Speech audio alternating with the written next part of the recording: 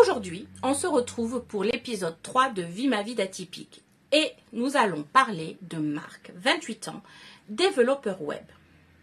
Il a un diagnostic de TDAH et il décide de faire une sortie au cinéma qui se veut être un moment de détente, va devenir un véritable défi. L'environnement est souvent saturé de stimuli, des sons forts aux images mouvantes, en passant par les conversations des autres personnes. Marc, quand il s'installe dans son fauteuil, remarque la luminosité de l'écran, les mouvements incessants à l'écran, les sons très forts et les personnes qui discutent, passent devant l'écran, près de lui ou encore mangent du popcorn. Pour Marc, cette surcharge d'informations visuelles et auditives est difficile à gérer. Chaque bruit, chaque mouvement devient un facteur de distraction. Le film devrait être un moyen d'évasion, mais pour Marc, c'est un tourbillon de pensées. L'attention se divise entre les scènes du film, les bruits ambiants et les pensées internes qui surgissent sans contrôle. Le problème majeur ici, c'est la difficulté de filtrer les distractions. Le cerveau des personnes atteintes de TDAH a du mal à maintenir un focus constant sur une seule tâche dans un environnement riche de stimuli. Ce phénomène, souvent désigné comme hyperstimulation, conduit à une dispersion de l'attention qui peut rendre impossible le plaisir de l'activité. Que se passe-t-il vraiment pour Marc à cet instant précis? Le cerveau des personnes atteintes de TDAH est constamment sollicité par de multiples stimuli. Les centres de la concentration et de contrôle de l'attention sont moins efficaces, ce qui engendre une hyperréactivité face à des éléments externes. À chaque nouvelle distraction, comme le son de quelqu'un qui mange des pop-corn ou les bruits de l'environnement, le cerveau de Marc passe à une nouvelle tâche. L'information devient fragmentée.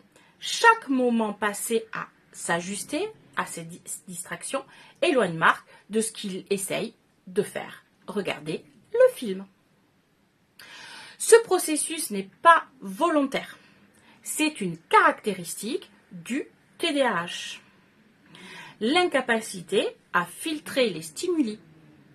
Le cerveau n'est pas capable de hiérarchiser les informations de manière efficace, ce qui engendre une surcharge cognitive et une perte de concentration. Cela crée un cycle de frustration et d'anxiété car Marc a l'impression de perdre le contrôle de la situation. Que peut faire Marc pour améliorer l'expérience au cinéma ou pour toute personne atteinte du TDAH confrontée à ce genre de situation? J'ai deux possibilités à tenter. Le premier, c'est les écouteurs anti-bruit, qui sont une véritable aide pour les personnes atypiques. Ils aident à réduire les distractions auditives qui peuvent perturber la concentration. En coupant une partie du bruit ambiant, Marc peut se concentrer beaucoup plus facilement sur le film. La deuxième chose que l'on peut tenter, c'est de bien choisir sa séance. Des horaires où il y a moins de personnes, moins d'affluence et où ne pas aller voir le film la première semaine de sortie. Ces ajustements ne sont pas une solution miracle, mais ils peuvent aider Marc et les autres, et Marc peut vivre une sortie au cinéma plus sereine. Et toi, as-tu déjà eu du mal à te concentrer dans des situations similaires? Quelle stratégie alors tu as utilisée pour mieux en profiter? Et est-ce que tu pourrais nous les partager en commentaire? Ça pourra aider tout le monde. Si tu veux apprendre à gérer cette labilité d'attention, je peux te donner rendez-vous sur mon site osezvousérévéler.fr pour un entretien gratuit et sans engagement où je t'expliquerai comment le coaching peut t'aider à mieux vivre avec ton TDAH. Et je vous dis à bientôt pour une nouvelle vidéo Vie ma vie d'atypique.